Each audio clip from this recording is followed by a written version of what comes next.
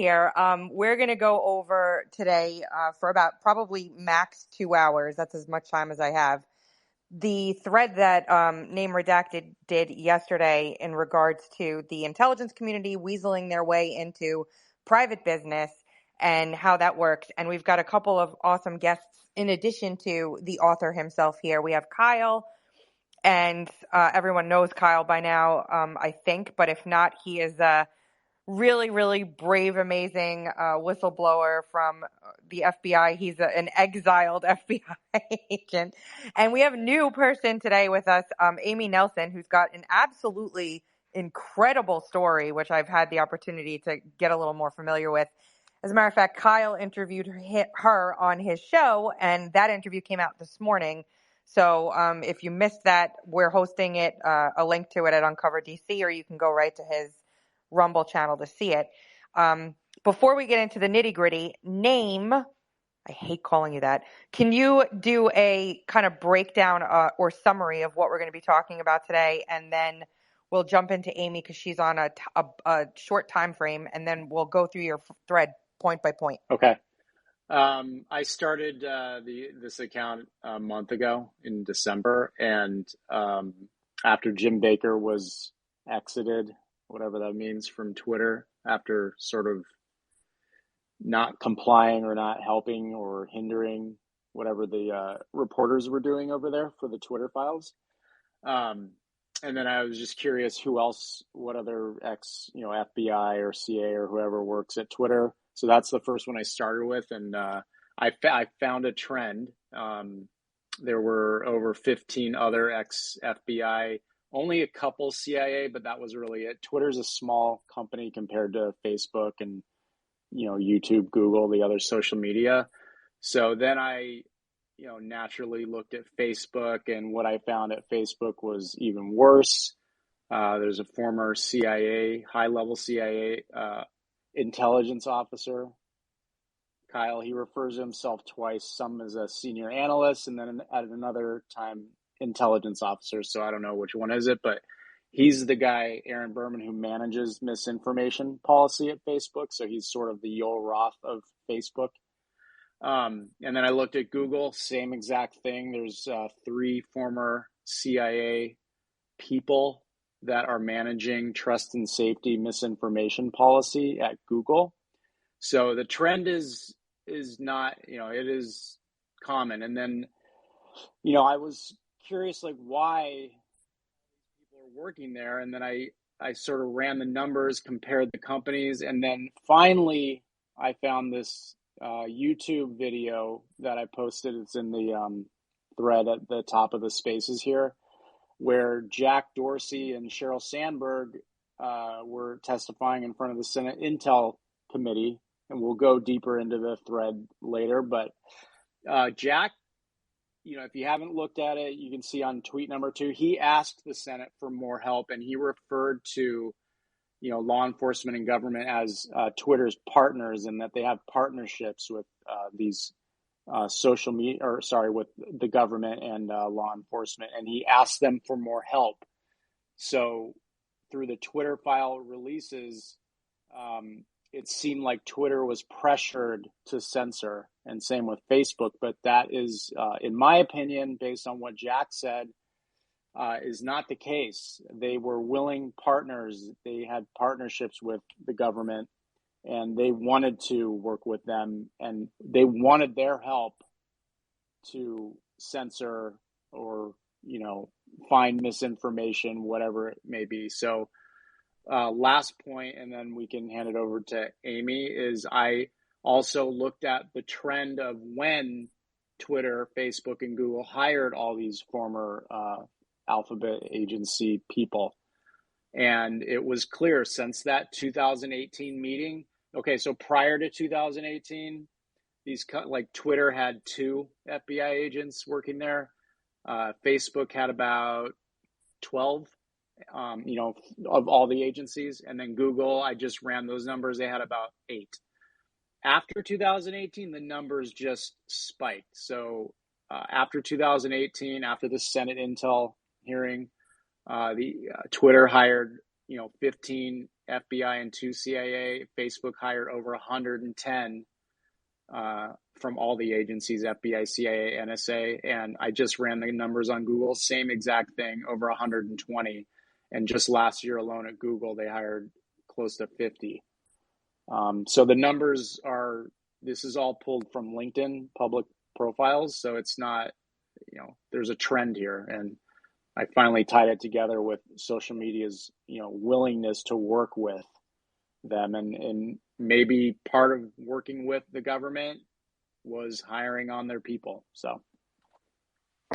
And that's just what's on LinkedIn. That's Let's just just what's make on that clear. LinkedIn. And some of these profiles are private, like about 20, 30. And then some of these people probably don't list CIA or FBI as their background because they're hiding it, So you don't know. So the numbers are probably more.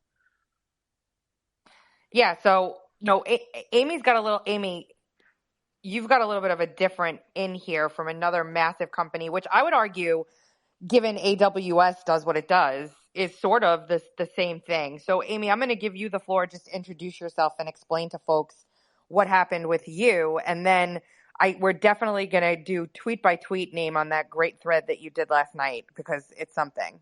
Thanks so much, Tracy and Name. It's so interesting to hear all of that because I have my own story about looking at LinkedIn and the FBI with Amazon. So my husband worked for Amazon Web Services, which, if you're not familiar with, it's a subsidiary of Amazon, and it's where the internet lives. And Amazon sells cloud computing. It is the basis of all of Amazon's profits, from which the rest of the business rests upon. My husband did real estate for AWS. He started in 2012. AWS's business was transformed in 2013 when they won a $600 million contract to be the cloud provider for the CIA. And from there on, AWS became really it's kind of a monopoly in that it owns over 50% of the cloud business in the world. And in 2020, Amazon broke a contract with a real estate developer. And per the terms of that contract, unless they could prove that the real estate developer committed a felony, they were going to owe him over $100 million in damages. So they broke the contract on February 19th, 2020. They were meeting with federal prosecutors on February 20th, 2020. Amazon, this is related to some data centers that Amazon kept. They don't allege they overpaid for. They just wanted this real estate developer out of the deal. And so they went to federal prosecutors, and they alleged that my husband conspired with this real estate developer. My husband was never charged with a crime. It's now 2023, but Amazon was able to leverage its relationship with federal prosecutors to use civil forfeiture against my family, where the government seized all of our bank accounts, again, without ever charging my husband with a crime or proving it. And they held those accounts for 21 months. We had to pay an enormous amount of money to litigate to get the accounts back. There was an armed FBI search warrant of my home. We ultimately had to sell our home. We have 4 little girls. We sold our home to pay lawyers. We sold our car. We liquidated retirement. We've been at war for a long time trying to survive Amazon's attempt to use federal law enforcement to get out of a contract.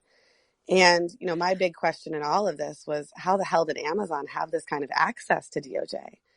And on the one hand, you have the fact that Amazon is paid billions of dollars by the government agencies, by the Department of Defense, by the FBI, by the CIA, by the NSA. But on the other side of it, you also have the fact that they too, like other big tech companies and social media, are hiring hundreds of former FBI agents and federal prosecutors. I haven't looked into the CIA part of it or the NSA, but when I started trying to figure out why Amazon was able to essentially call up the government and order civil forfeiture, like they were ordering something off of Prime, I just went to LinkedIn, and it was page after page after page of FBI agents and federal prosecutors employed by Amazon making 5x what they'd been making at the government.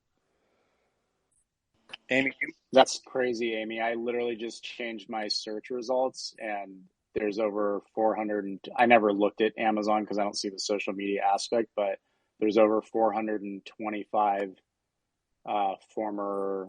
I have NSA, CIA, DHS, FBI that work at Amazon or Amazon Web Services. So I don't know what they do. I haven't really looked Well, at it. a large part of it is they sell right? So I just, and again, this is just a Google search. Like, it's wild to me how no one tries to hide any of this at this point. But from a Google search, I found a woman named Christine Halverson, who was like a 20-year agent in the FBI, and she spoke in 2018 at AWS's big conference called reInvent. And at the conference, Christine is working for the FBI, and she is saying Amazon Web Services saved the FBI, like giving them that much credit. And then I go and look at her LinkedIn, and of course, right now, she works for AWS, and she sells to the government, right? So it's just this revolving door. Amy, will you tell people what happened with the prosecutor that was holding your case? Yeah. So the first there's been a number of prosecutors, but the first one was Uzo Asonye, and he in the Eastern District of Virginia. Amazon hired a former federal prosecutor from the Eastern District of Virginia named Patrick Stokes and paid him millions of dollars to lobby his former colleagues. Like, just boom, boom, go in there, get this done. And Uzo Asonye was the first prosecutor. He was the prosecutor in the Robert Mueller prosecution. And Uzo then left during the pendency of the investigation and went to go work for a law firm, Davis Polk, which counts Amazon as a client that makes it millions of dollars. So and isn't that a conflict? I mean, I would think so, but the way law firm partners are paid, they're paid from like the firm profits. So they make money from all of the clients. Like, Uzo might not work specifically on an Amazon case, but like, he's still making money from Amazon. It's also worth noting that when you say that Stokes was paid to lobby, he was paid to lobby DOJ to take on this case against your husband and the 4 other defendants. Yes, there's this thing that I now know is abnormal that I didn't know, but Amazon hired Patrick Stokes. He puts together like a pitch deck, like a PDF pitch deck. Like I work in sales, like a sales deck, and he goes to the DOJ. He presents the allegations, and then the investigation begins. We do know that Pat's former colleagues in their emails showing this hand-selected the prosecutors to work on the case. And we also know now through a series of, through years of litigation, that Amazon's lawyers, Pat Stokes and their internal lawyers, were able to meet with federal prosecutors over 100 times to lobby for criminal charges in this instance. That is not normal. Like Kyle, as you mentioned, normally like an accuser would go in, meet with DOJ, and then they would go off and conduct their independent investigation. That did not happen here. And for those who don't know, Amazon Web Services, they were hosting Parler. And if you remember, after January 6th, Parler came crashing down because Amazon refused to host them anymore. So that it's not just, Amazon does web services. That's something completely separate. Just so you know, I just got a text from somebody that told me that Jeff Bezos is looking to sell the Washington Post in order to potentially buy a sports team. So, But I mean, that's the thing about like Amazon's so big. When they deplatformed Parler, like literally Parler couldn't have a business because AWS broke their contract with Parler. Like, they have the power to destroy and crush companies. Like, were people planning J6 on Parler? Sure. They were also doing it on Facebook, right? Like, we know that. And no one deplatformed Facebook. Yeah, that actually came out in the Missouri v. Biden case with Rob Flaherty. And, I would argue that there was no planning even going on Parler. Yeah. But that's the excuse that they use everywhere as like their cudgel. And, I think maybe a deep dive into AWS might be in order now, given that we're in the social media world. And Amy, do you worry about any repercussions in speaking out about this right now, given that it's not over? It's not over, right? Well, so we did get our money back from the civil forfeiture, and my husband was never charged. Is an investigation ongoing? I don't really know. But when Amazon didn't get the criminal charges, they sued people. So my husband has testified under oath for 24 hours. Like, he said what he said. And, and my husband's not afraid of the truth. And I think that, like, honestly, I feel safer speaking out. I feel less safe if Amazon is able to do this to us in the shadows. And what about the case agent that worked on your case? So the main case agent, and I will say I'm still afraid of the FBI, like I am. So, I mean, the main case agent, he was removed from the investigation because they flew him across the country to conduct a search warrant of our home, which any agent could have done. It didn't have to be him. months after my husband knew he was the target of an investigation. So the agent, of course, gathered reams of attorney-client privileged materials. We know he looked at them. And so he was removed from the investigation by the DOJ. That's a first. They usually don't do that. They usually keep them there because. Well, here's the thing, Tracy. You know, they didn't remove him. They promoted him. He got a supervisor desk, so he got moved up. That wasn't a punishment, and that's the nature of how the FBI works today. I will say too, there was another prosecutor that got removed from the investigation because I don't know how to tell this in a short form, but the prosecutors called and threatened a bunch of Amazon's targets, told people not to record the conversation. The prosecutors essentially said that if the targets kept defending themselves in Amazon's lawsuit, the civil lawsuit, that they would, quote, get what they deserve, and the DOJ would find a way to charge them with something like obstruction of justice, even if they didn't find a crime. It was a wild phone call. We were told that prosecutor got removed. We were told he was leaving the office, and his name just popped up on subpoenas for special counsel Jack Smith. He's working for special counsel Jack Smith. I feel like we were lied to completely by the DOJ. They said he was this prosecutor was being punished, and he wasn't.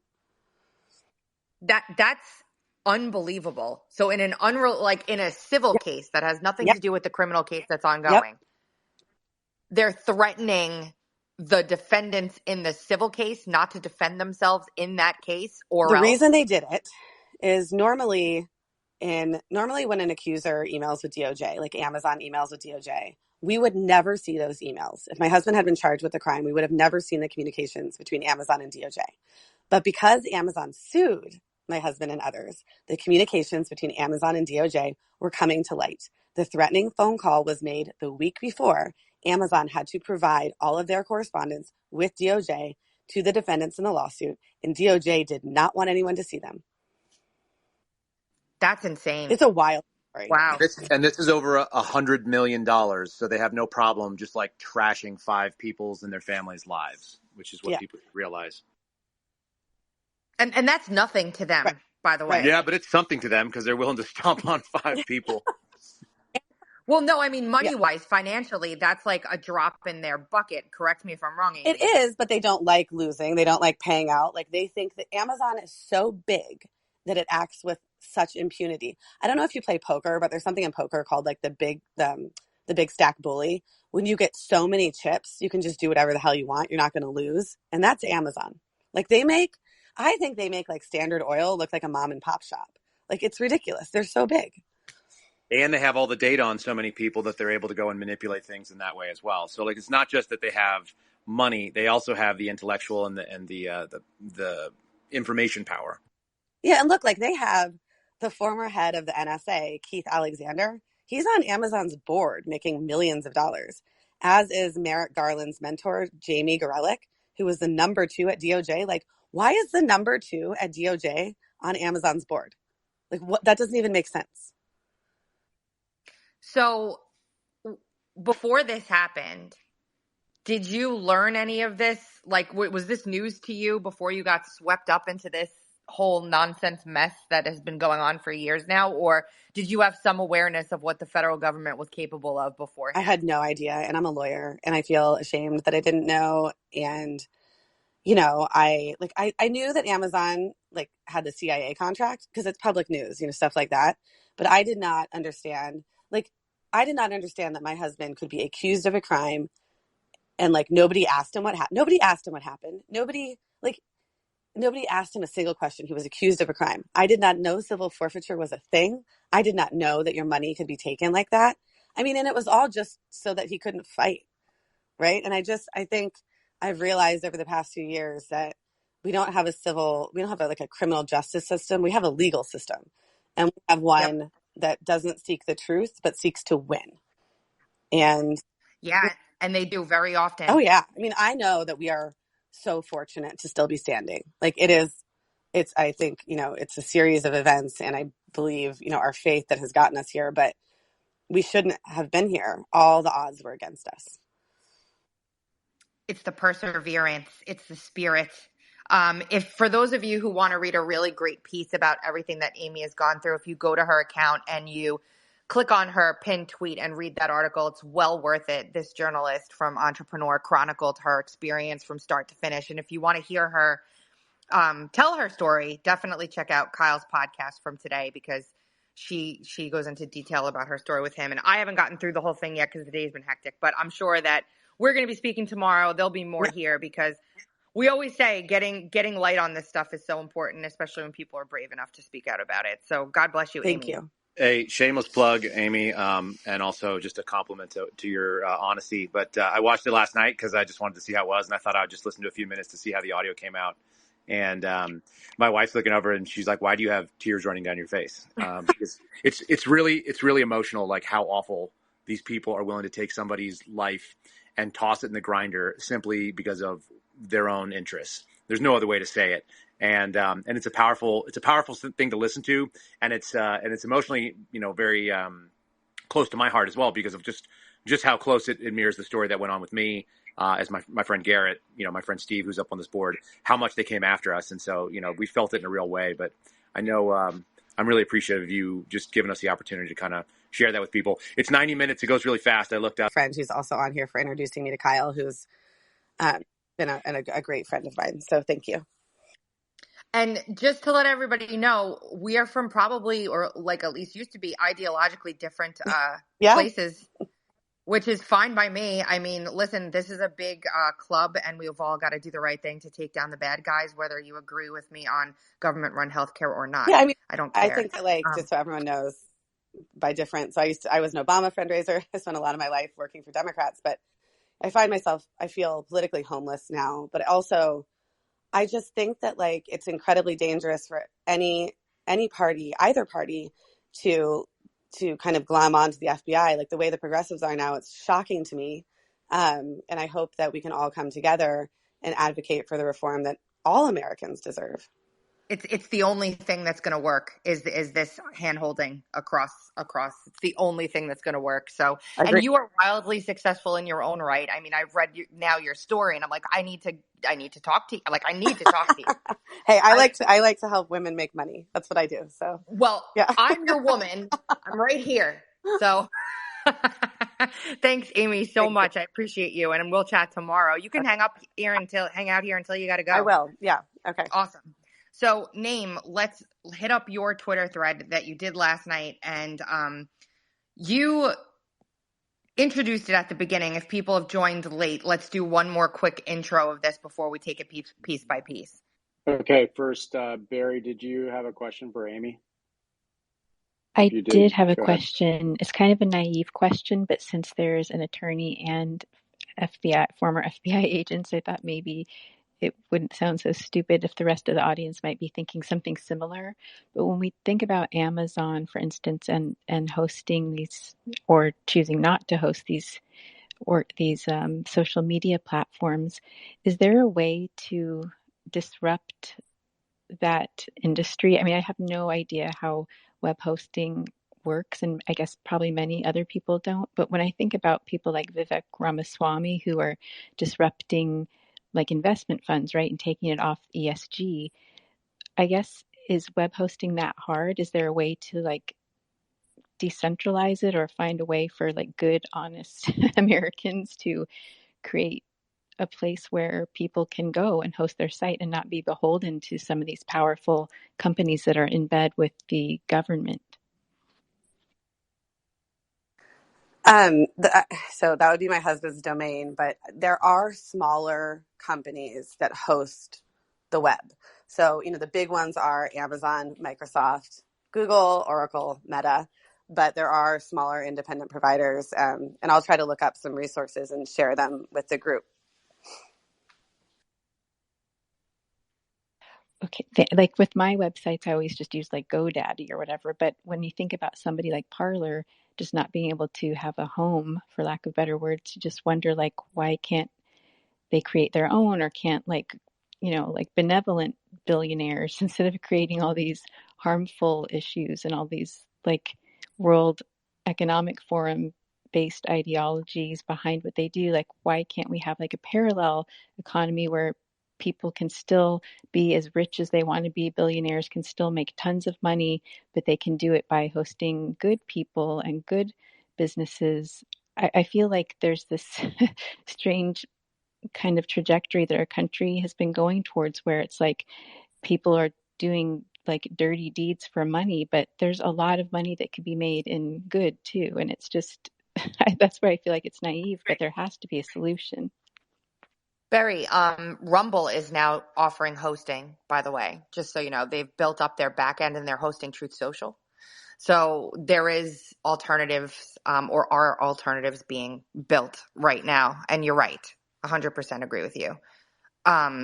Okay, name, unless there's anyone else on the speakers panel that has a question for Amy. Nope, we're good. Okay, go ahead, name. It's all you. All right. So the thread I did yesterday is pinned at the top. Again, like I said earlier, I was trying to find a link or why was there this sudden push or this blitz of, it was over like 300 or so former Alphabet agency people hired from these three, on these three social media companies. And then when I saw the Jack Dorsey testimony in the Senate, that's tweet number 2. He asked for it. He asked for help and said that they've strengthened their partnership with the government, wants to strengthen their partnership with law enforcement. And I guess at that point, what's that? Do you want me to play it? Yeah, go ahead. Is to do our work. So that is what we've really strengthened our partnership with our government agencies since 2016. There are a few areas that we would like to see more strength. We would like a more regular cadence of meetings with our law enforcement partnerships. We would love to understand the secular trends that they are aware of and seeing in our peer companies or other mediums, or more broadly, that would inform us about how to act much faster. And we would appreciate as much as we can consolidating to a single point of contact, so that we are not bouncing between multiple agencies to do our work. So that is what we found in attempting to do a lot of this new policy and work in terms of partnership, but ultimately it comes back to we need to build our technologies to recognize new patterns of behavior and new patterns of attack and understand what they actually mean, and then ideally get some help from our law enforcement partners to understand the intent. And yeah, that shouldn't be happening.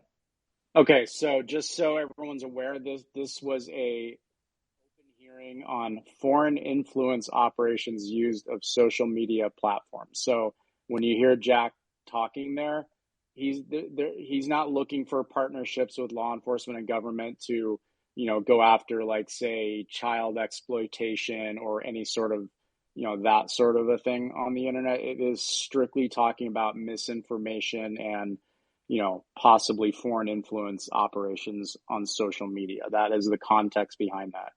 Kyle, do you have a question? I was going to add to it because this is the open door. This is the bridge that allows people in, and it's happened in other spheres as well. Like in the FBI, it's obviously been like the counterterrorism division. But when you have a group that says, "Hey, we're really concerned about foreign influence and what's getting in the door and how people are looking in from outside," you start there. And then you end up in that bridge where it's like, well, there's domestic actors, but they're paid by a foreign actor. And that inevitably leads you to domestic actors that are not paid by anybody else. And that's how you end up in these censorship realms. It doesn't matter whether it's censorship in the case of, Facebook or Twitter or anybody else, or if it's investigations in the counterterrorism space where we're seeing like the, domestic violent extremist BS.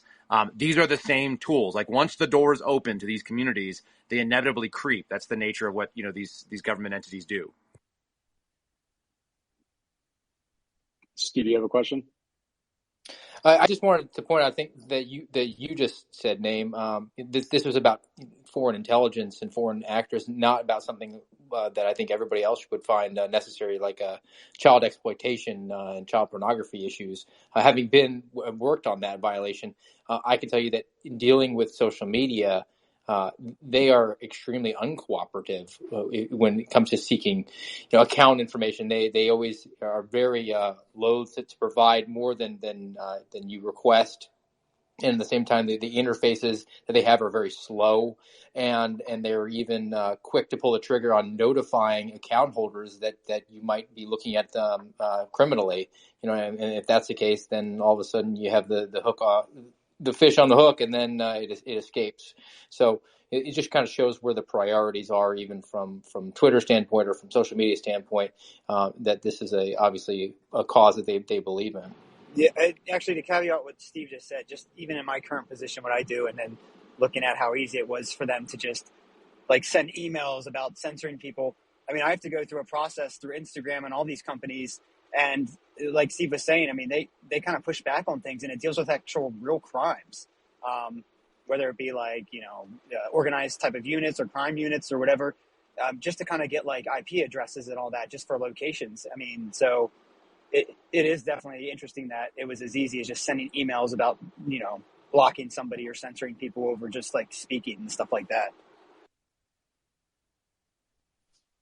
And I'll keep saying this, they created the Disinformation Governance Board to be able to better handle all of this, because once, Name's going to get into this in a second, but CISA was created, or basically was tasked this function, and was overwhelmed. So go ahead to the next one, Name. Okay, hang on one second. So CISA was started, or I guess Obama signed a executive order giving the DHS, I don't know the terminology, but giving them the funding or authorization to sort of create this unit of cyber security. And then didn't Trump sign something into law about CISA? Yes. Anyway, so, Trump didn't really know what he was getting into, but he signed a bill that created CISA back in November, and then that was their actual founding, which was 2 months after this Senate Intel hearing. So after hearing what Jack said in that testimony, number 3, I don't see this at all as Twitter being pressured. Twitter invited this and wanted more help with the government and tighter and more expansive partnerships with law enforcement and government. And then he did request a single point of contact because Twitter, again, is not as large as Facebook and Google. So their trust and safety is just not a big department. So they can't handle the barrage of requests from multiple agencies. So, again, 2 months after this Senate hearing, CISA was signed into, or, founded and opened up for business. And then I guess number 5, and then again, I started sort of tying in my prior threads of when all these ex-agents or analysts or officers were hired by these companies. So since 2018, after this Intel hearing with Jack, Twitter hired 15 former FBI and CIA agents. So was that part of the help that he requested? It's just kind of an open question. I try not to make assumptions in my threads. I write them in a specific way. And then I asked Elon, of course, do you still have these partnerships and, with law enforcement and CISA and whatnot? And then number 7, Sandberg talks. Doesn't say as much as Jack, but, she does say that she, in part of their effort to censor misinformation, they do receive hints from law enforcement. And then, of course, since 2018, Facebook hired over 100 former employees from FBI, CIA, and whatnot. And then their main hire was, that would be number 9, was Aaron Berman. I've mentioned him several times. I mean, he had a very high-ranking position at the CIA. This guy used to write presidential daily briefs. the descriptions on his own LinkedIn page of what he did. I mean, he was way up there. He would lead briefings for cabinet members, senior National Security Council officials, members of Congress. I mean, he jumped right from CIA, 17 years, straight to the head guy at misinformation policy, trust and safety at Facebook. So that's the guy managing misinformation and sort of controlling the narrative at Facebook. I don't know him, so I'm not going to say anything bad about him. So I'm very careful what I write about that sort of thing. And then I jumped into Attorney General Landry. He's got that case. I know, Tracy, you've been following that, really closely. He's suing the Biden administration, but last week he released a transcript of the deposition of Brian Scully, and Brian Scully is basically the main guy at CISA, in charge of the mis or disinformation team. And Brian was the one. So I just put out some clips or snippets from the deposition. Brian testified since 2018 that CISA started having regular meetings between, basically right from the get-go when CISA opened up, they started holding these conference calls with social media platforms and all the federal partners. And that turned out to be, DOJ, FBI, ODNI, DHS mainly. And then number 12, I thought was very interesting. Can I stop you before 12? Yeah, go ahead. 2018, 2019, there were outside groups working in concert with the government that released a list of names. It was like 200 people that they claimed were tweeting about voter fraud. It was right before the midterms when this happened. And it was like basically spread out among all of the legacy media outlets to talk about these 200 accounts that tweeted all about voter fraud. So I took them and I took about 30 of them and I started searching through the ones that were left that didn't get banned automatically. But I searched through their Twitter accounts and tried to find the voter fraud mentions. And then I compared them to how many tweets they had made in total in their entire, history. And I debunked every single one that I found. So a lot of the times this cooperation, in quotes, isn't even resulting in anything actionable by any standard. It's literally just a method to target anybody that they don't like. Sorry, next one. Go ahead. Yeah. I mean, you're right. I think most of this effort was to control the narrative.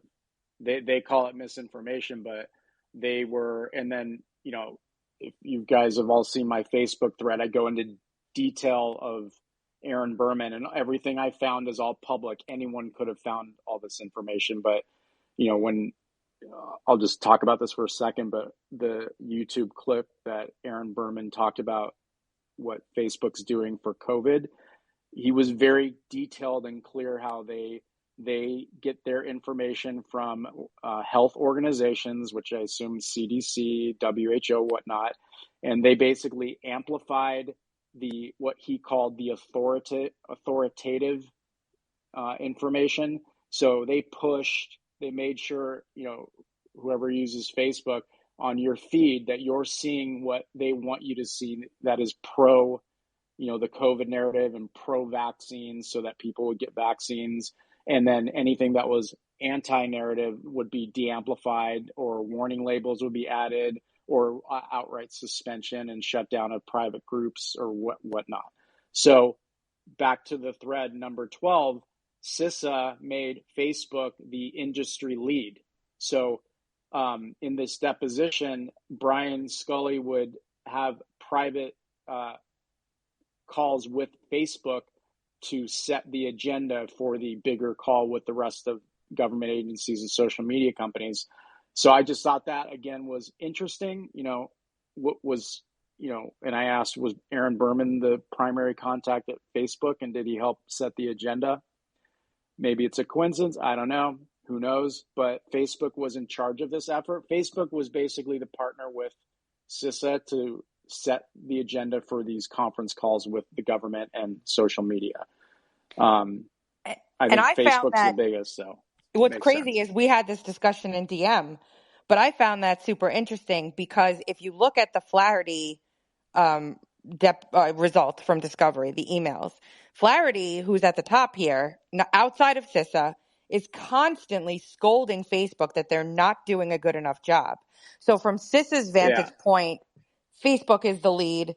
From Flaherty and the White House's standpoint, they certainly are not, which is interesting to me because you'd think that they'd be on the same page, but it's government, and I'm sure Kyle and Steve can attest, and Joe and everyone else. What I'll say is my assumption, and I think this is like pretty obvious, is these conference calls with CISA and the rest, all of the government agencies, FBI and DHS and NSA, or I don't know if NSA was on the call, but ODNI was on the call. It was DOJ, FBI, ODNI, and DHS mainly. But they were basically guiding Facebook, Twitter, and go back to like number 13 on my thread. Brian testified that Facebook, Twitter, Microsoft, Google, and Reddit were regular participants, and he believes sometimes LinkedIn was on there, which is kind of weird. And then he said there was some other, maybe, but he didn't list any other specifics. So they were in my opinion, they were guiding content moderation policies to these social media companies on, misinformation and whatnot. It's pretty obvious. So, and the meetings were held, skip down. Then I asked an open question to Elon Musk if he's, because he put out a tweet, this is in number 14, telling CISA, he was responding to Alex Stamos, who works over at CISA or in some form, called him a propaganda platform, but Twitter was on these calls every month or bi-weekly with CISA. So I asked him if he's still participating. He's not going to answer, but that's fine. I go down to like number 15, 16, and already covered those. And then 17 was interesting because now it all ties together. What we've seen in the Twitter files, the main person that established a relationship with Yoel Roth at Twitter was Elvis Chan. And on these CISA calls, Brian testified that Elvis Chan was basically the FBI's point man on these, monthly or biweekly calls that Facebook and CISA had with the rest of social media. Yeah, and Brian Scully had such a hard time remembering his name that he had to be prodded for it. Exactly. Which is a common occurrence in these depositions. They don't remember anything unless they're directly confronted with it because, not remembering something isn't a crime, but purposefully obstructing the information is. Sorry, didn't mean to add into your... No, that's fine. Interrupt whenever you want because you have interesting things, obviously. But one thing I didn't put in the thread, but I'll talk here. And Tracy, I don't know if you've gone through the deposition yet, but let me actually search for it real quick. Like, it's funny how he named some people who attended these meetings, but when they asked if ODNI, which is Office of Director of National Intelligence, was on the call, they stopped this deposition, and Brian would not say. Yes. And the counsel objected to it. So here, on number 34, just write that down when you go back to it. He basically said they believe what did they say? I will instruct the witness not to answer the question on the basis of National Security Act. The information is extraordinarily protected. So they would not name any officials that were on the call from the Office of Director of National Intelligence. They also wouldn't name their own CISA employees that were on the 24/7 shifts. And so now Landry has filed a motion to compel because they got it out of him. Like, they did another sidebar name at the end of this deposition and refused to name an intern that was working for both CISA and the Stanford Observatory. Yeah, there was two interns from Stanford working there. Yeah, on both places at the same time on both payrolls. Yeah. And so now Landry has filed a motion to compel with the judge, asking the judge to force CISA to respond with this information because CISA had been withholding it completely and said it didn't exist. Yep. So they started having these conference calls in 2018. But in 2022, ahead of the midterms, they started actually sharing or flagging the term they use, switchboarding or something. CISA actually started flagging certain posts at misinformation and sharing that with the social media. And then they also, for the bulk of the work, they farmed that out to EIP, which is the Election Integrity Project. And that's run by Stanford, University of Washington, Graphica, Atlantic Council, and Kenneth Koa the Great did like a real in-depth thread on that, so I didn't want to like dive deep into that. But EIP was this Election Integrity Project. They were the main source who flagged all what they thought was misinformation and was flooding that back to Twitter and Facebook and whatnot. And Twitter, I guess, again, because of staffing, it was just too much for them to handle. So while in the Twitter files by like Matt Taibbi and the other ones, it may seem like there was pushback from Twitter. Twitter's not big enough, so they just didn't have the staff to keep, meeting these requests. But they were not like being pressured or forced. They wanted this, back to like what Jack said, they wanted this partnership, and they were willing to go along with it. I think they were willing to go along with it a lot more once they started getting paid. Yeah, there you go. Exactly. So that makes sense. There was sort of a back and forth between the government. Well, we'll pay you to do it. Okay, now we can staff up and we can be paid for this work. Just an aside, we have a ton of information about all of this stuff too at Uncover DC. You can use any keyword in search, and you'll find one of our reporters, Wendy Mahoney, has been covering this for like almost 2 years. So we have a ton of work on all of these back-end organizations, how CISA was working with them, et cetera, so on and so forth. And I'm sure too, the whole point of CISA, I think, was around elections. Is that right, Tracy? Like in the beginning? It started that way, yeah. Mm-hmm. Because of such an outrage, Trump got elected. So they're like, well, how do we stop this from happening again? And so they blamed it on, not that Hillary Clinton was just a terrible candidate. It was, Russian, troll farms and misinformation and all this BS. So they literally started a agency to do it, and social media worked directly they partnered with the government. These are all people on the left, and they didn't want Trump reelected. So this effort was literally to not get Trump reelected in general. Having said that, what I wrote at the very last on the thread was, while they had this set up, they obviously turned it into, they have all these partnerships. So besides just Trump and elections, it's on every topic now. COVID, vaccines, climate change, race relations, Russia, Ukraine, like every single hot button issue, like they're still doing this and framing the narrative of the whole point is like the government is controlling what we see when you're scrolling through Instagram, Facebook, Twitter. I mean, I don't know what's going on at Twitter anymore, or Google search, YouTube, and they're making sure that their narrative is front and center, and that what is counter to their narrative is going to be very difficult to find because they're deboosting and shadow banning or suspending people. And back to Google, I didn't put them in the thread because they didn't show up that day to testify at the Senate, but they have 3 former CIA officials running their misinformation department as well. So Facebook and CIA misinformation is managed by former CIA. Perfect. Kyle. So, Naeem, I think this segues really well into what we heard from Amy, which is that they're not hiding it, and it is right out there in the open. And it also segues into something that Tracy has done such a really good job of highlighting. When CISA,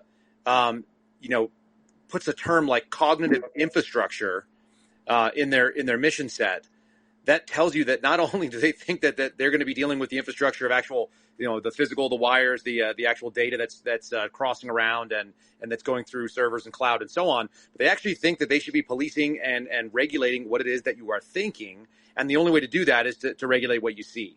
And so it's such an important way. Like they'll tell you right out in the open what they think their mission set is. The question is are people brave enough to actually believe them?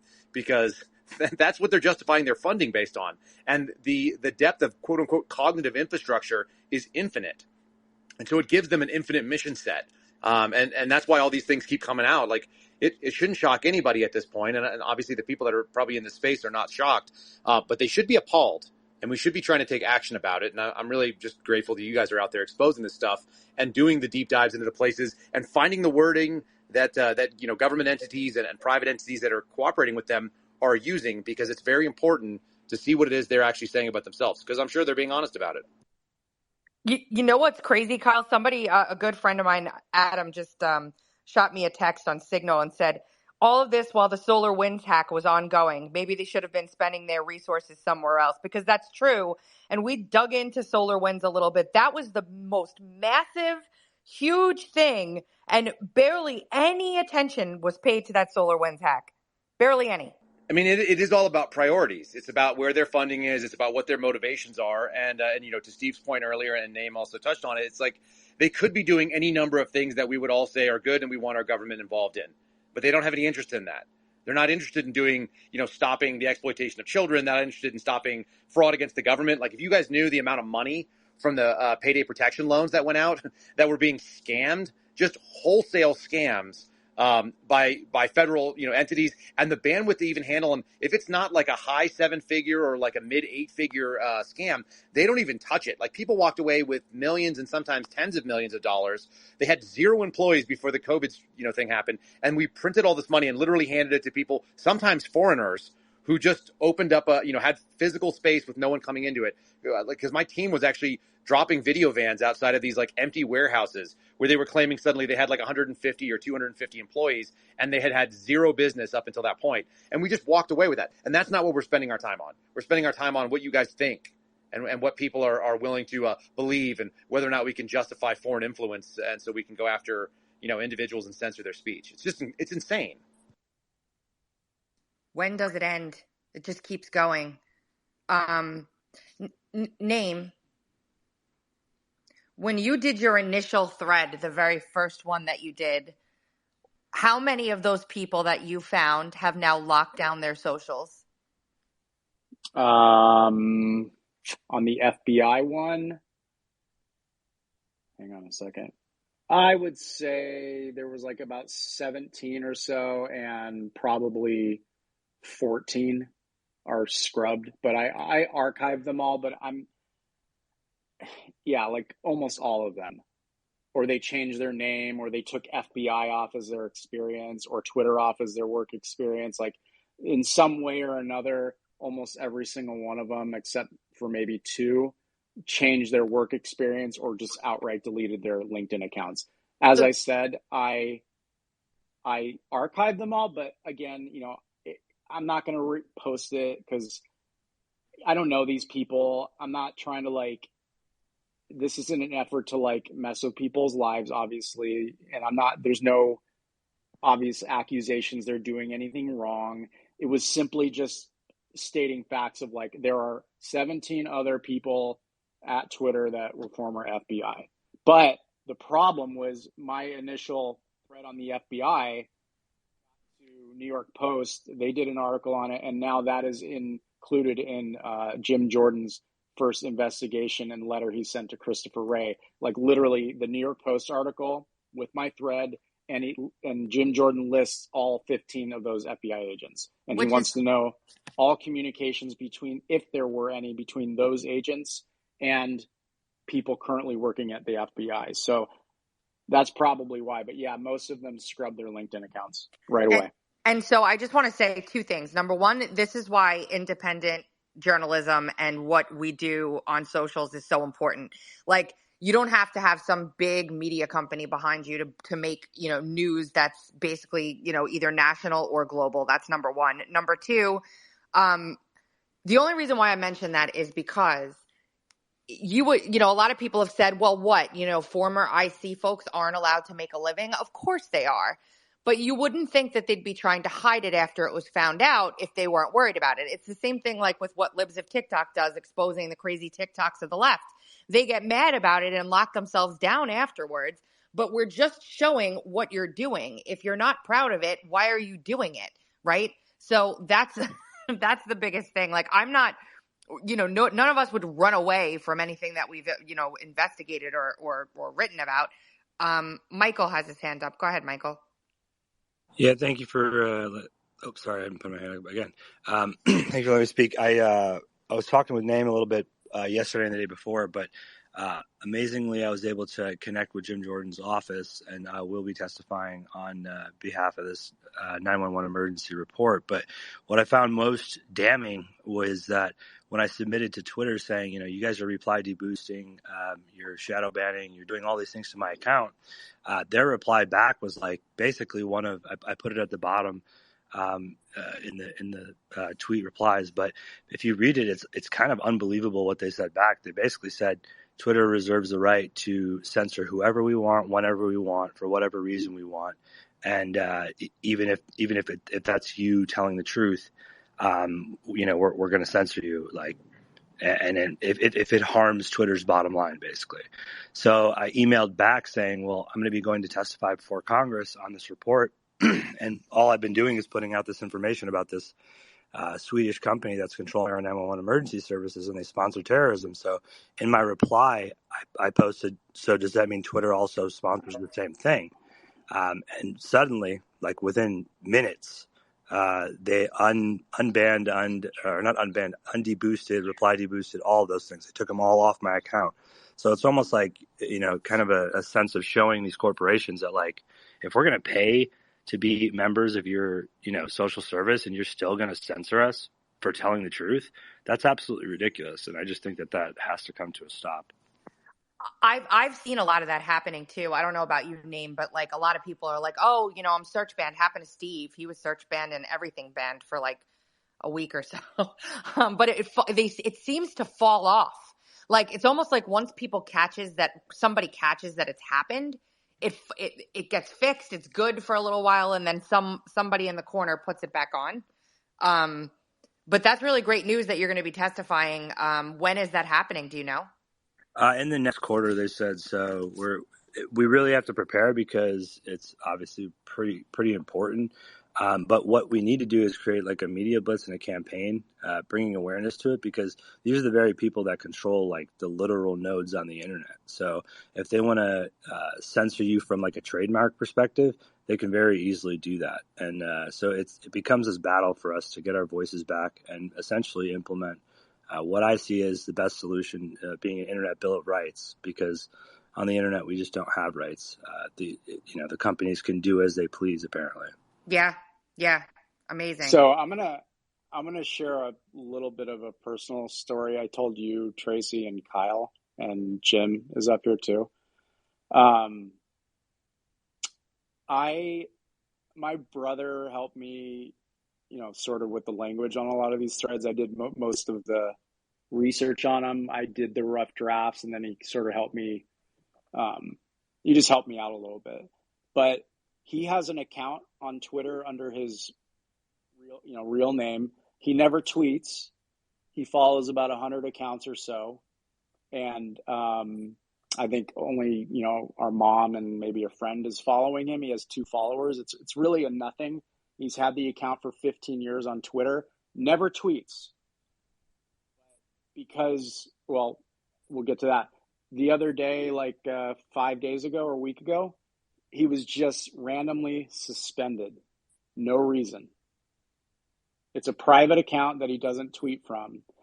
And so we were talking about it. I'm like, well, what was going on? And he said that, so Aaron Berman and Nick Rossman had Twitter accounts, and he was all over their accounts sort of searching for the tweets that they made. That was it. And then I posted my threads on Facebook and Google. And then a week ago, my brother's account was just suspended.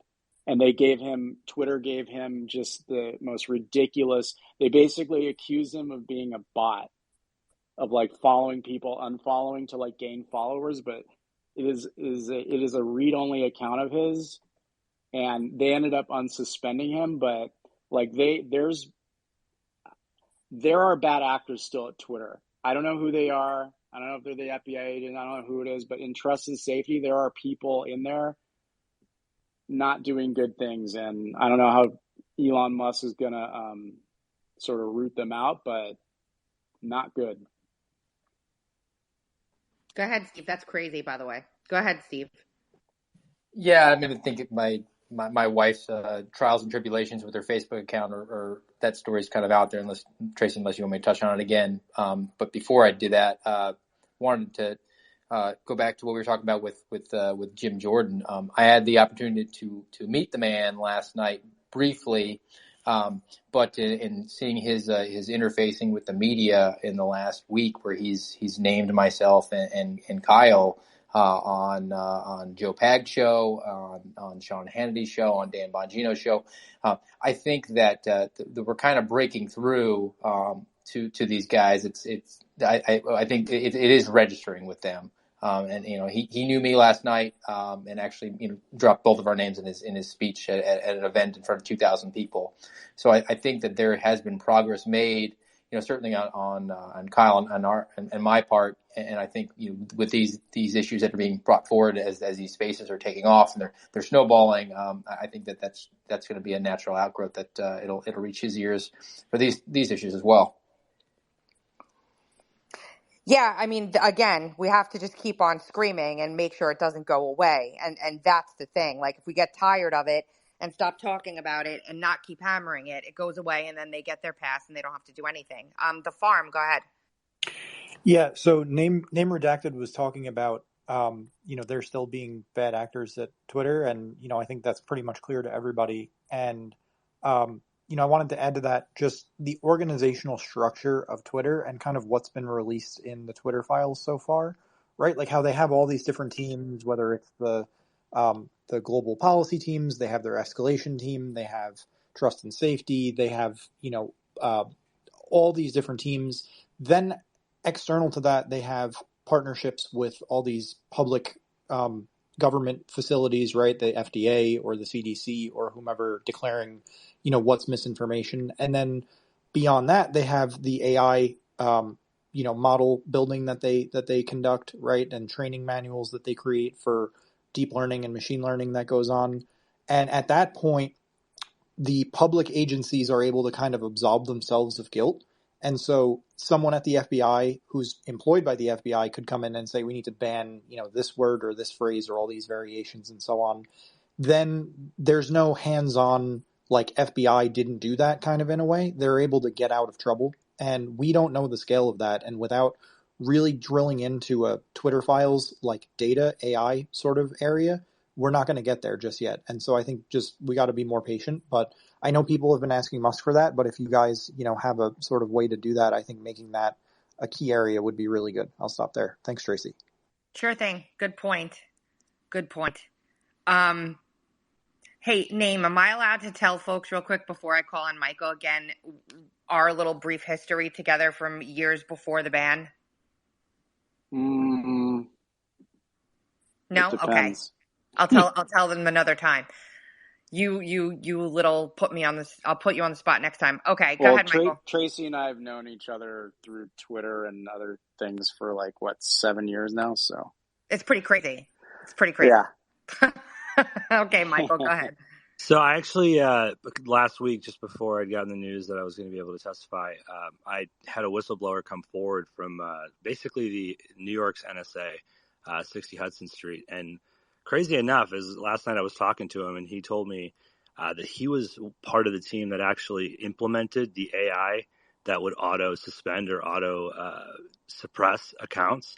So I could actually have him come to the next space that you guys are doing if you want.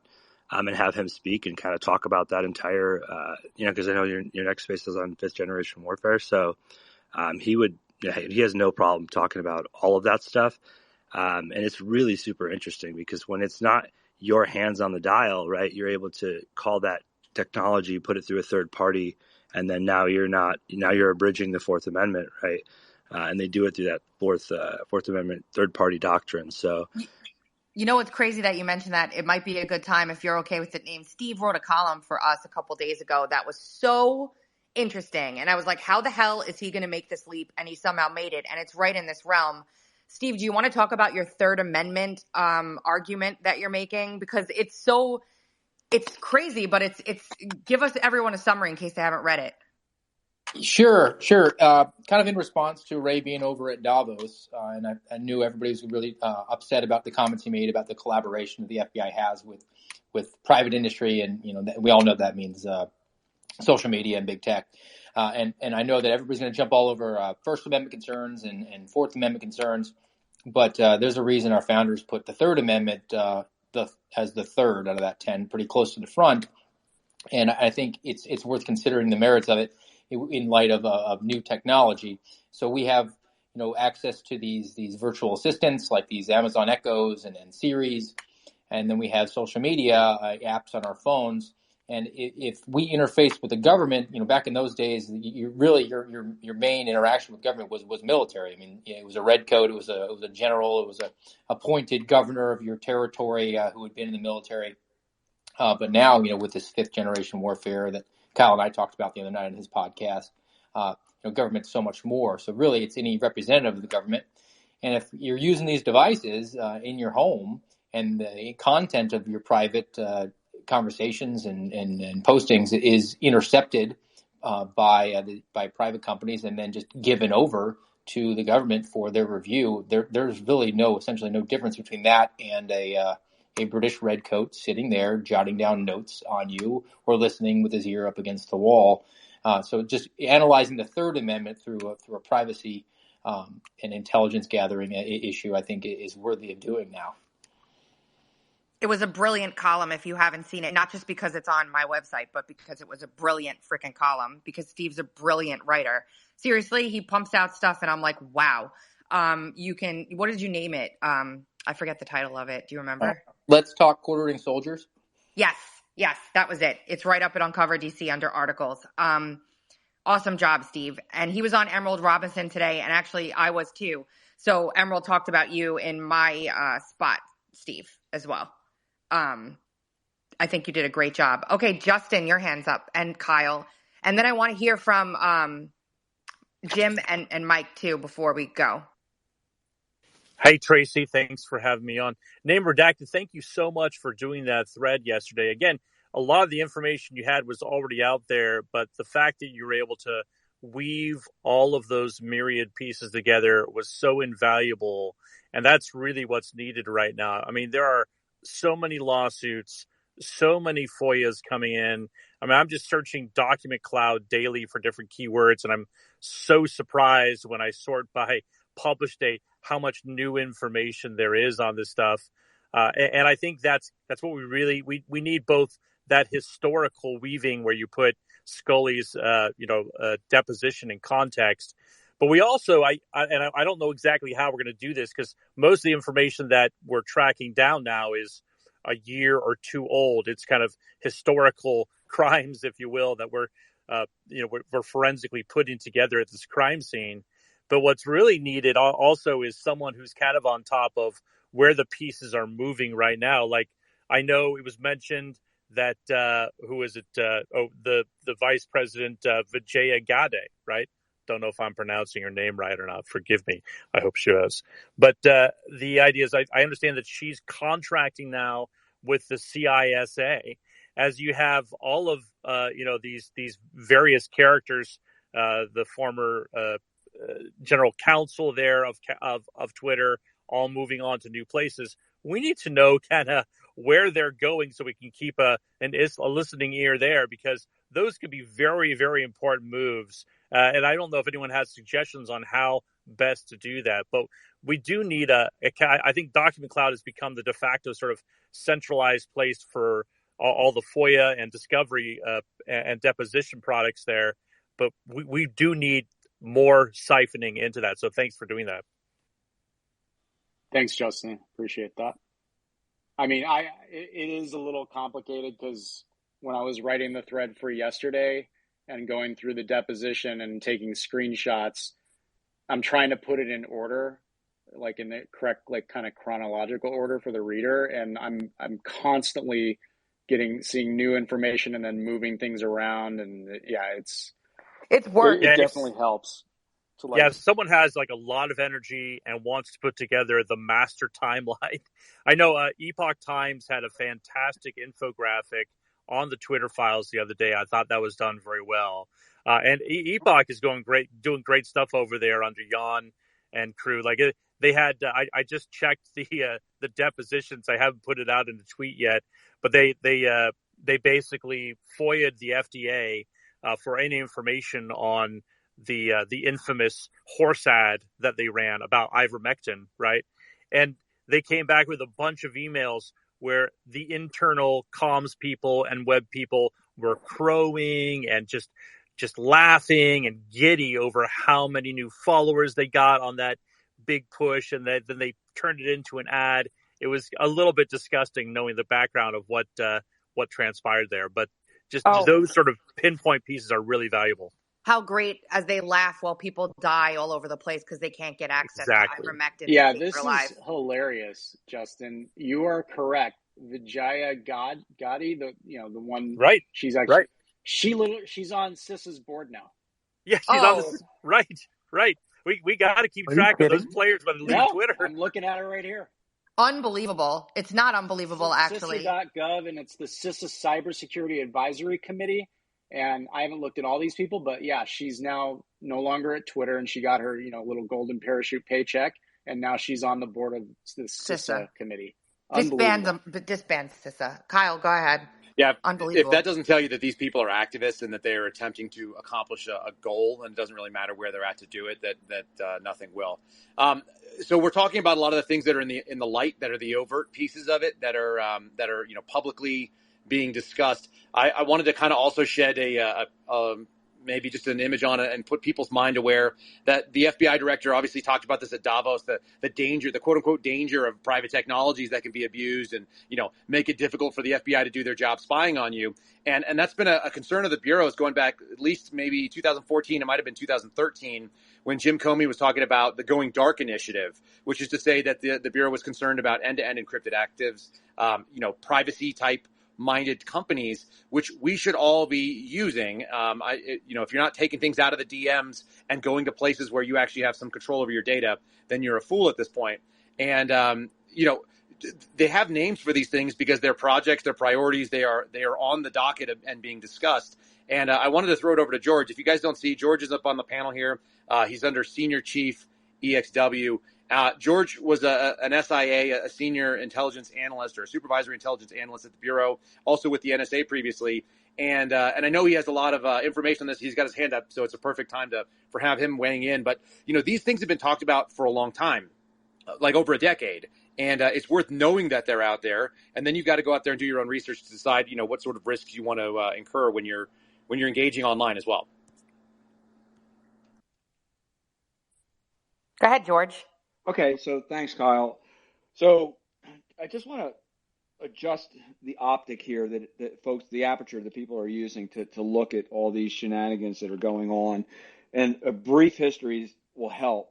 So I did a year in Gitmo as a Saudi Arabian team, non-commissioned officer in charge, and then fleeted up as the officer in charge acting. And I also did tours down there. And we used to joke around during these tours in Gitmo, and we used to call Gitmo Operation Sideshow, in that it was a diversion to draw the media and the public's attention away from what eventually became known, but not fully known, the black sites that the CIA were conducting with other foreign intelligence agencies. So I want to adjust the optic here when people are looking at this migration from the intelligence community over to Silicon Valley and the Kabul over there, in that look at the federal government more as the storefront, as the face that you see. The real work that's being done is being done in Silicon Valley. The real work that is being done that the NSA to some extent was cut off from or restricted when they got their wings clipped on the Utah data center. But these marketing companies, AWS, Facebook, all of them, they hoover up more information than the intelligence communities could even dream of as little as 10 years ago.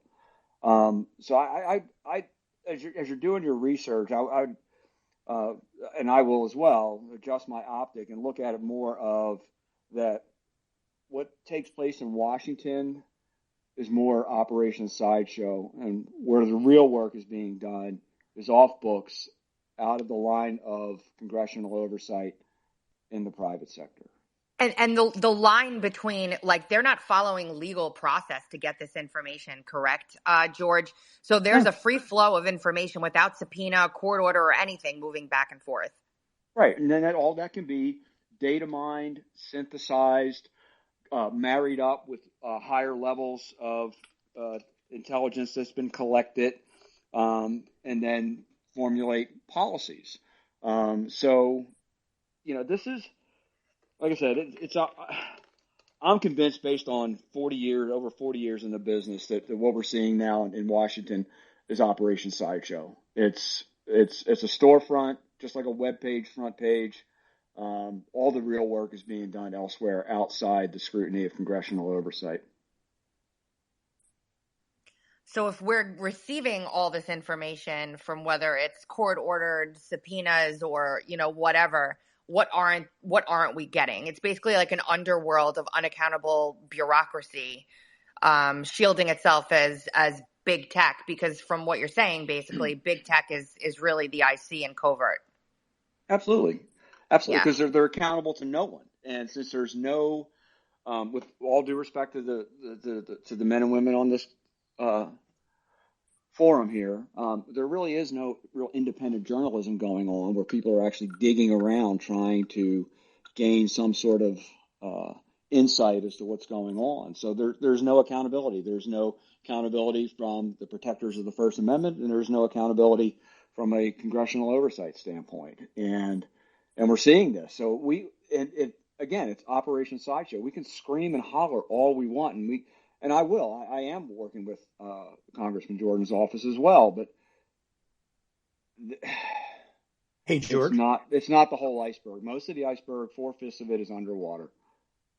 George, can you speak to the story that was just recently released in Arizona where they had that sort of undercover database of transactions that the FBI was using? I don't know if we covered that yet. I was 90 seconds late to the call, so if it was covered in that first 90 seconds, I missed it. But I cannot speak eloquently on that topic. Tracy, can you? Eloquently, no. But basically, if I'm not mistaken, I read this story quickly. You know what, Farm? Why don't you tell everyone what it's about, since you're the one who asked the question? I'll fill in whatever gap I can. Yeah, I'm not an expert by any means, but my understanding was this is sort of one program, sort of like what George was describing, where there's an external database being created. You can imagine sort of financial transactions in there, and it can be perused without subpoena. I don't remember exactly what was in there, but some probable candidates for data that might go into something like that would be gun purchases or your Substack purchase history, right? Like who you're reading about. And then the FBI and other organizations without a subpoena can go in there and collect data. And because of the structure of the underpinning or underlying, legal framework that they're using, they're sort of able to intrude without the normal guardrails that are supposed to exist that would otherwise be there. Yeah, this is the normal stuff that any company pays money for to develop marketing strategies and product development, buyer behavior, stuff that has been going on literally for decades. But now, because they can meaning private sector, can suck all that stuff up just when you or something, it's far more robust. And it then becomes a customer of what we used to just casually refer to as just marketing data.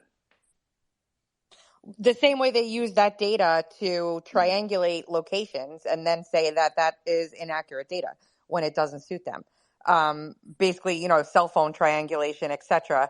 The only positive, George, is that if we know where to look, that's not privileged information because it involves the government and a private business, as long as that private business isn't a contractor. And most times I don't believe they are considered contractors, correct? Correct. I don't know if I never saw the GSA bid come out for Twitter to do the work for the FBI, but apparently someone did. But no, and that's why they're so nervous. That's why people wind up getting banned, or dialed back on their reach on these platforms, because they don't have a lot of protections.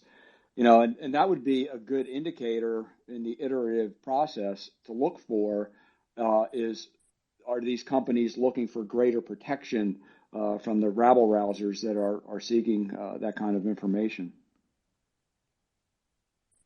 Yeah, awesome. Michael, go ahead. So I've done a lot of research on this, like more than I care to admit. But when you look back at the CISA 2015 Act that was passed, it was passed illicitly and illegally. It was never passed through the Senate. The only way that got put through and forced through really conveniently right around the time of the Ukraine entire power structure and electricity going out through hacking in 2015. This is the same time frame, December 2015. And so the way Obama had that passed was by putting it through the Senate Intelligence Committee, which the only person who actually pushed back on that was Ron Wyden of Oregon. Ron Wyden actually put out a FTC request for investigation into Newstar. And again, that's the company that spied on the president.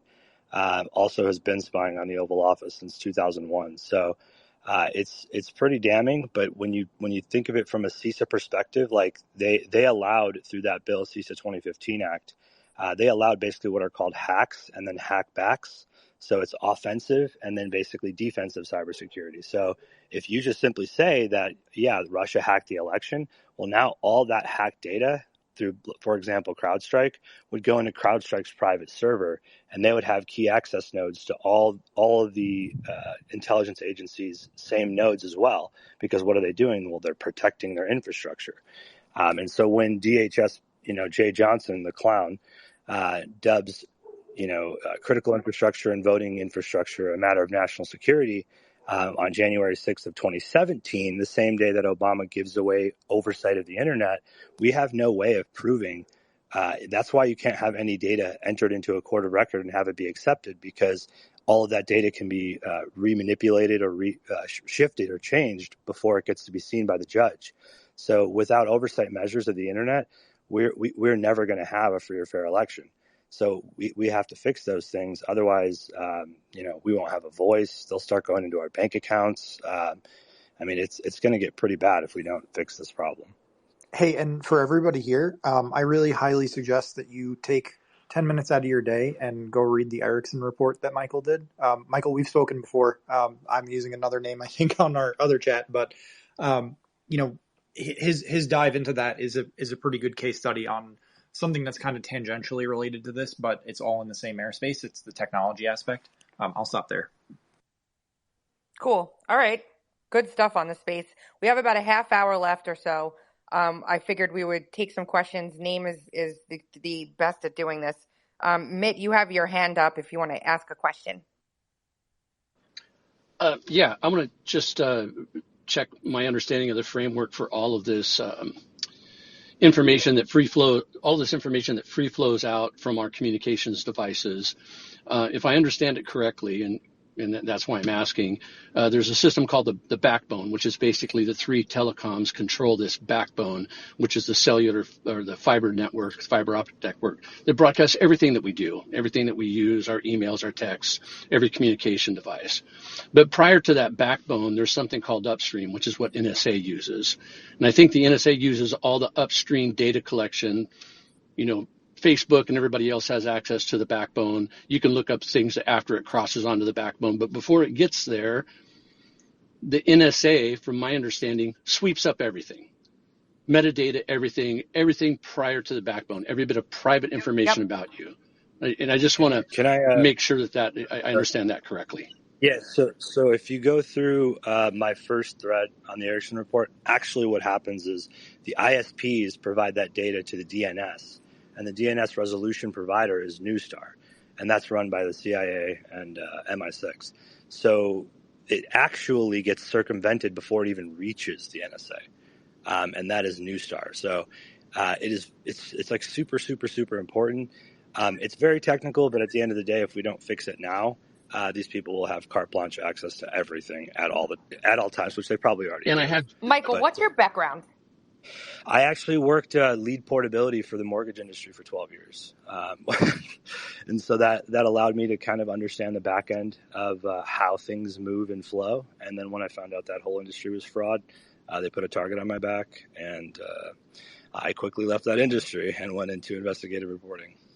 And can I follow up a question with Kyle? I think he's spoken a little bit this on another space, and that was the complete change of the IC around 2010 after Obama got into office, and it was almost a purge of everything that the FISC and the FISA system was used for, which was really based on radical Islam and terrorism and things, and it almost started turning towards the USPERS, the U.S. Persons Investigation Unit, and if he sees that as being correct, that around 2010 it really went into hyperdrive.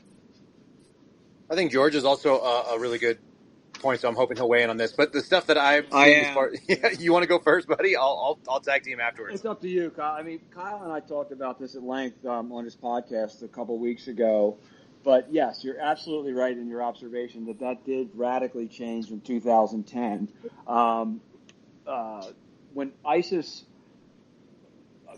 was not a good narrative for the Obama administration, and they kept that under wraps for a while out in the media sphere. And then when Trump came in, obviously ISIS was, eviscerated.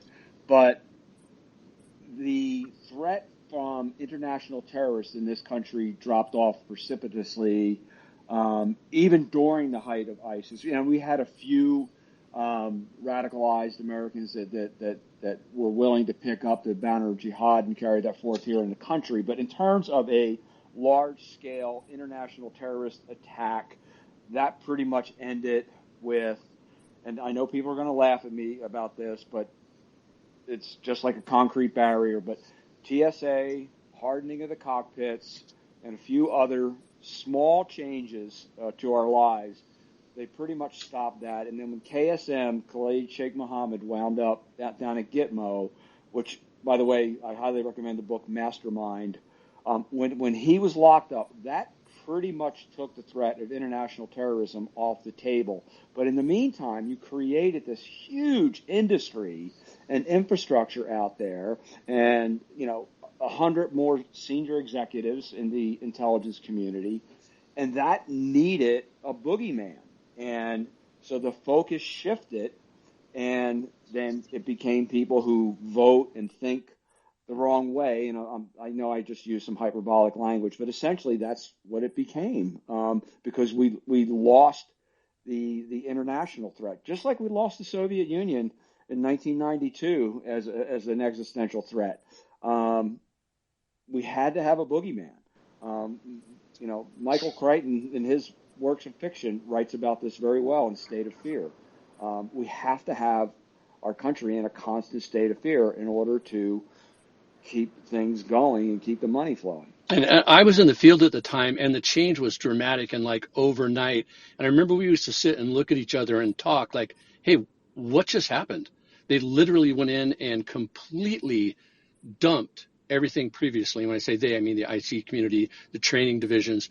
They completely changed everything, and it happened quick and fast. Well, obviously, George is super authoritative about it. I want to also refer you to some people that maybe have a different look in the world, but the message ends up being the same. So if you want to see something, Trevor Erickson, who writes for The Intercept now, but also wrote a book called The Terror Factory, inside the FBI's manufactured war on terrorism, it actually speaks to the fact that they literally ran out of international terrorism, IT, domestically. And so the only way that you could really supplement that was through these manufactured investigations, of which I have seen from the inside, and they are absolutely absurd. The number of like low IQ and low capability people that are getting arrested for terrorist activities, and these are like what I'm calling, IT. This is, homegrown domestic or homegrown violent extremists, which is our sort of jihadi threat that are born here but identify over there kind of deal. He wrote it in 2013. And it was right as that transition was happening where the Bureau was basically drying up because our military did a great job. Like it or dislike it. I kind of dislike it, but I think George is probably correct about just the deterrent that TSA provides. And then you end up with, sort of manufactured terrorism. And then once you're already looking domestically at these guys, and that's what they were doing, they were really growing terrorist cases sort of organically in this country through feeding them, with capabilities and undercover operations and CHS work. Then you ended up with this, the domestic violent extremism is the next logical step. And that's how you ended up with the radical violent, what do they call them? Racially motivated violent extremists, which is our white supremacy things. The threat of them, I'm not saying that they're not racist in this country, and I'm not saying that there's not white supremacists. That's not an argument I'm making. I'm saying that the demand for that sort of danger to the public does not meet the supply that the Bureau has in order to keep their funding up. And that's a really important distinction. And when you look at those things, that's how you end up with where we're at now. And I keep saying it, I'm going to say it again. Look for this next year or the next 2 years to be the years of anti-government, anti-authority violent extremists. That's going to be the new buzzwords because that's what they're going to have to push for the January 6th narrative to be, coherent in a budgeting standpoint. So if you're not aware of these kind of terms, this is intel speak for what's going on. And unfortunately, George is 100% accurate that you have to keep people in fear in order to keep the budget. That's really where it comes down. It's how you do the mission creep to justify the budget. There's a huge terrorist apparatus now that's probably 50% of the FBI's budget. And if you don't feed it, what the hell are you going to do with those people? They don't have a job or a function. So they're keeping them going. George, you have... It's the same thing like not-for-profits that get grants from the government for construction will knock down and rebuild the same wall over and over and over again to maintain the construction budget, even though there's no construction necessary. And I know that because I worked with a very, very, very large not-for-profit that had government funding up the wazoo in New York City, which is now defunct because of fraud. Surprise, surprise. I was the IT for it. I didn't do anything with the actual, not-for-profit. But they would literally rebuild the same office hundreds of times for no reason other than they needed the money. It's exactly the same thing. Any government agency that has a budget, if they don't spend that money, then they're not going to get refunded the next time around. It's just the way it is. Yep, 100%. Steve, you have your hand up. And then thank you, Mitt. That was great, by the way. Well, that's not really Mitt. His handle is Mitt Romney as a hologram. I think his name is Glenn. My bad. If we added you as a speaker and you want to talk, put your hand up. And then when you're done, just drop out. So I added a few people. Yeah, I just want to add one thing about the budgeting feature of having too much of this, the demand for terrorism outstripping the supply. It also goes to the personal budgets of the folks that are in charge of these field offices. And George talked about with Kyle, about this McKinsey consulting gig that came out. And as a result of that, we have this TRP and FOSS process where essentially these senior executive service members negotiate compensation for themselves, and they set these metrics that then are pushed down to the rank and file that we have to open up a certain number of domestic terrorism cases and international terrorism cases. And they have to be for, a particular ideology in order for the boss to get his or her bonus. So that's a whole other thing. It's, personal gain on top of just the institution being funded. Hey, when is the fiscal budget year start? Is it September? So they probably go quiet for the first 6 months because they're not doing anything right, and then October 1 is when it rolls over, and that's when you'll see, in my experience at least, a bunch of units that squads that have a small threshold, they'll hold arrests that they know are coming until the first week of October, and then they'll go ahead and hit them all out, and then they're golden for the next 12 months. And then spending the same thing. September rolls around. You're getting hit up for, hey, make sure you're not driving a lot because we're out of gasoline funds. But I've got $50,000 sitting in this pool over here. What do you need? And then that's when you get my office. I was in with 3 people. We got a 4-wheeler sent out to us. It was a $30,000 piece of machinery. Well, that sounds fun. Go ahead, George. Sorry about that. George. Yeah, I'm good. So briefly, I just wanted to talk about how this money machine works. Real brief, and I don't want to make anybody's head hurts, but there is a process that the Bureau uses. You talked about McKinsey, called Integrated Program Management, which began somewhere around 2012, 2013. And part of that is the very first step is called the Threat Review Prioritization. And headquarters does their first chop on it. Then it rolls out to the field offices, and they rank those threats in committee, for lack of a better phrase. And then they come up with what's called the FOSP, the FOSP, which is Field Office Strategic Plan. And they say, okay, these are the threats that we have, terrorism, domestic terrorism, international terrorism, white collar crime, and they rack and stack them. And then they just, by rule of thumb, just heuristically say, okay, how many sources do we think we need for that? Knowing that, you're going to get 5 or 6, and you say, well, I think we need 4. So they lowball this whole entire process so that at the end of the fiscal year, everybody's a superstar, everybody's a winner, everybody gets a trophy. But it is the framework that the Bureau uses, developed by McKinsey, to lay out its plan for the year, and they get to decide what a winning score is and then intentionally lowball it. And at the end of the day, awards, promotions, attaboys, so I didn't want to get too far into the weeds because, it is kind of weedy. So it always boggles my mind that a lot of this is really just for money. Like, it boggles my mind that they care so much about money and there's not some bigger nefarious purpose for it all. But it seems like, yeah, I mean, it seems like at the end of the day, it does boil down to that a lot of the time. So thanks, George. Any other questions? I think we have Unknown Error and Christopher has been in here for a long time. Do you guys have questions?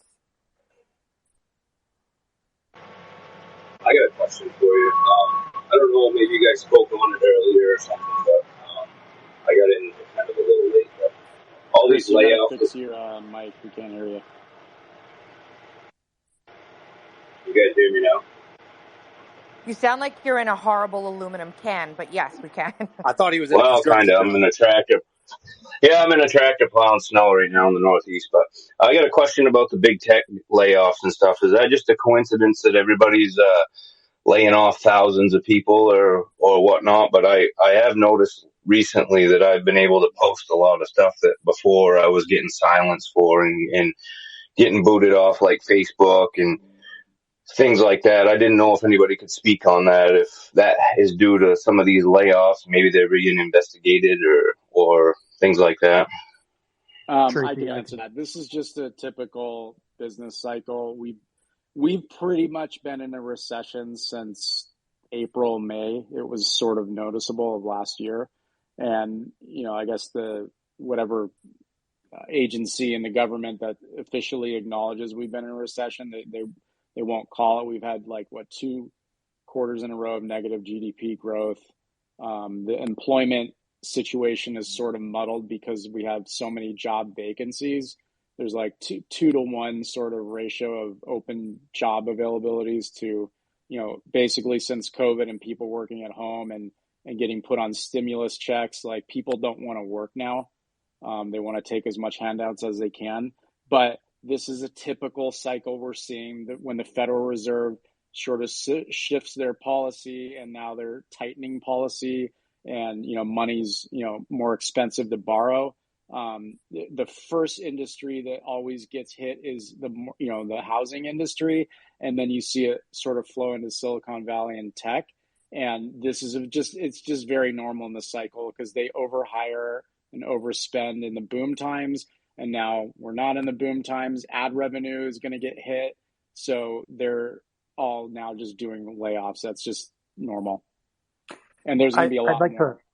I'd like to add to that. So it's definitely a super cycle, and everything is downstream from housing. That's right. So all consumer spending, nobody's renovating their house, right? Construction goes down.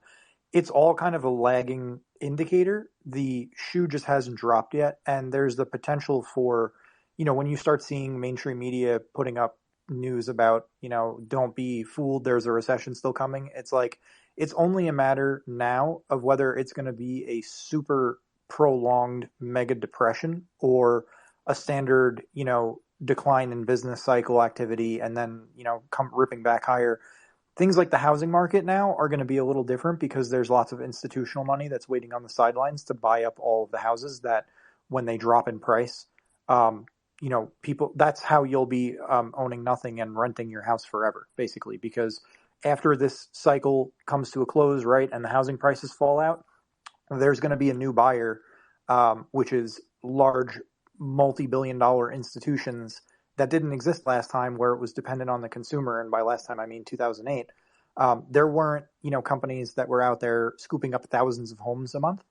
This time, you're going to see a lot of that, and they're going to be all cash offers, very high quality. It's definitely, the competition is going to be stiff because you're going to be competing against companies that don't need to get a mortgage and don't need to go through that process. They're just sending checks out. And further than that, first of all, the open jobs right now can evaporate extremely quickly. So all of these job opens that are there can just be wiped off the job boards, right? Those disappear. These layoffs are forward-looking technology companies at first, like Google and Amazon, right? They close all their new hires, all the fiefdom building stops, they start cutting heads, and then they start cutting even more. And then you get like the General Motors and the other, the slow companies to respond. And then you get not to get like too off topic, but as far as the economic cycle goes, unemployment is like the lagging indicator. It's sort of like the last one, but isn't it also that those empty jobs can only stay on the books for 2 years before they disappear as though they didn't exist anymore? I'm not really sure about that, but I know the Bureau of Labor Statistics, the non-farm payroll numbers that they put out is highly like manipulated because they put this like birth death rate model in there. So like when they say we added, X amount of hundreds of thousands of jobs, it's totally unreliable. It's cooked. It's all cooked. Justin, you want to say something? Yeah, I mean, I keep thinking of great ideas for people who have more time than I do. But the idea would be, look, there are thousands of these people being laid off. I'm certain some of them are coming from very interesting places within Facebook and within these other tech companies. I'm certain many of them have very interesting stories to tell on background or off the record. If some independent journalist wants to go scour LinkedIn and find the people, or check Twitter for people who've been laid off at Facebook, find out, what arenas they were in. Some promising things there. One more note on Facebook, though.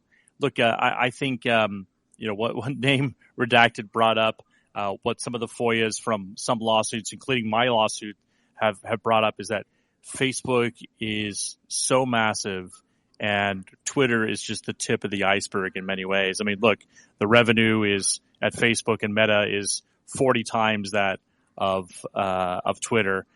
So many more entities over there. And I think there's so many stories to uncover.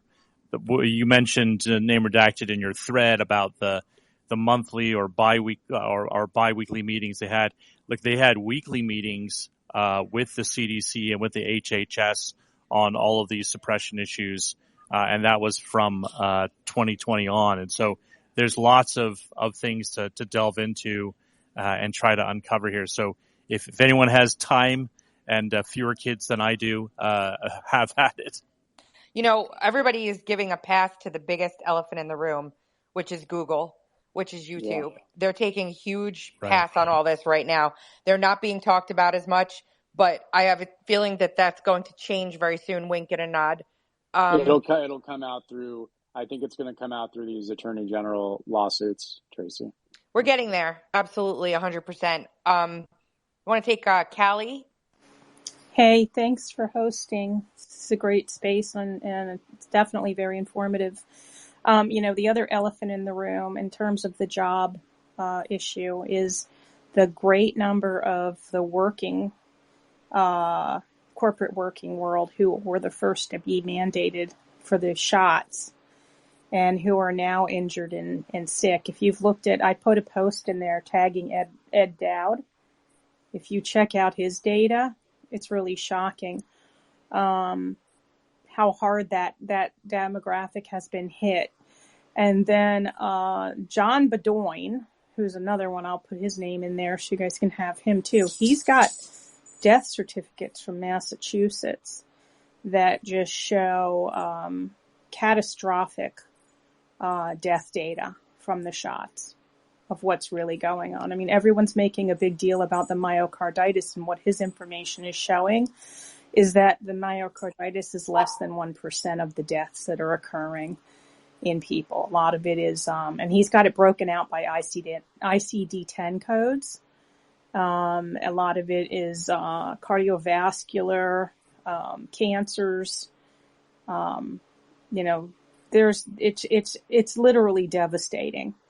And when all is said and done, I honestly, I've heard the comment made that there's absolutely no way that everyone will be impacted by this in some way, shape, or form in terms of a personal, relatable story. I think I see that a lot right now. There's not one person really that you can talk to that doesn't have that going on. And, talking about that with Dowd, it's not just death, it's disability. Yeah. And so the pool of available workers is smaller. Mm-hmm. And the numbers don't lie. And I keep on saying there's going to be someone who has to come and pay the piper. And eventually these insurance companies are not going to be able to keep paying out benefits on healthy people, quote, that are supposed to fuel their industry for the elderly to take services. It's just going to all come to a crash, and it's going to happen. It'll happen. When it happens is anybody's guess. Yeah. Thanks, Callie. We have 10 minutes. So yeah, I want to say something, Justin. I know you. Thanks for the kind words about the thread I did. It does, and Tracy, you know this. We've been doing this forever, but it takes so much time to put these things together. And most of the time, like for me, I know Tracy, you're running the website and the news thing you're doing, but like I don't have anything I'm working on right now. I usually wait for something to drop, and then that kind of gives me an idea, and then I go from there. But I think the Twitter files coverage, it would be nice if Elon Musk opened that up to sort of more internet sleuths, or, people like Tracy, me, and, there's other people, Kanakoa, because we dig for stuff, I think, that is sort of outside the box. I don't know, but I think these attorney general lawsuits versus Biden, we're getting more important information, I think, there that sort of is the behind the scenes working of what was going on in the Twitter files releases. Like, why were these requests sent to Twitter and Facebook to censor? Well, through Attorney General Landry, like this deposition of Brian Scully, well, we know why now, and we know that there was no pressure again, and they were all partners in this effort. So hopefully we get more information from these depositions. I think you're right. They've given me some depositions. My lawsuit, unfortunately, started in San Diego. I think we were one of the first ones after the July 15th presser, where Jen Psaki last year admitted that she and Vivek Murthy were actively working with Twitter and Facebook and other groups to act as proxies and censor Americans. But unfortunately, mine got set up to the Northern Court of California, where it got assigned to a Justice Breyer, who is not retired SCOTUS Breyer, but the brother of Justice Breyer. And he's actually one of the better justices on the court, but he's not going to do me any favors. But with all this new FOIA information, we may have some stuff to open up. But the AGs, because they've been able to move so quickly, move to discovery. I've got the deposition of Carol Crawford, who was one of the key components there at the CDC. And I think just more and more real detailed reading into all of these depositions is going to be the answer. There's no shortcut to it. It's going to take a lot of grueling time, as you did, to sort of weave these things together. That's why I think an ultimate single source repository for all these FOIAs and depositions and discoveries, and then also a timeline would be super helpful. Yeah, timelines are probably the most one of the most time-consuming things to do, and then to make it graphical and pretty is really hard. I have a timeline from the Spygate era that is thousands of lines that I have never been able to make a graphic before. So Epoch Times has a whole department, and I have, a ragtag little group of like 4 or 5 investigative journalists that are not graphic designers. You do terrific work. That Don't short yourself, Tracy. You're awesome. You guys are cranking out stuff. Tracy and my background back then was we were pretty much it was me, Tracy, several Technofog when she was brand new. We were kind of doing the whole Spygate stuff. That was fun times. Yeah, we had quite the crew going on. Let's take 1 or 2 more questions. Michael, I see your hand up. I'll come to you at the end if that's okay, because I want to get a couple questions in here. Ellie? Can you come back to me in a second? Sure, we'll try. I guess it's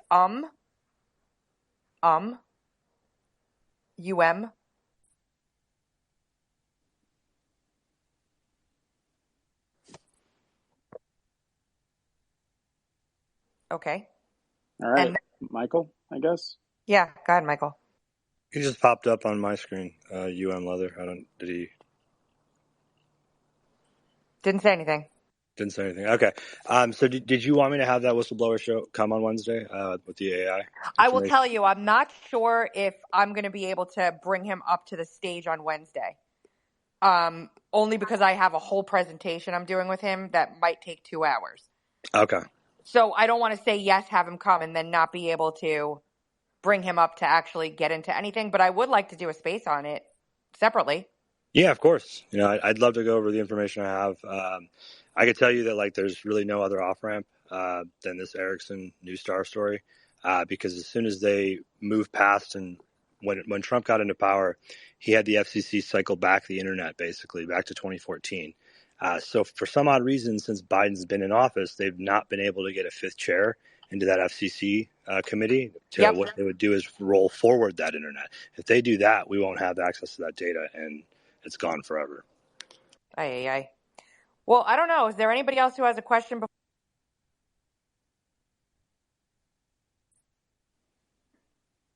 Tracy, you cut out, or is that on my end? No, that was me. It was my damn thumb and the mute button. Does anyone else have another question? Otherwise, we'll just end it.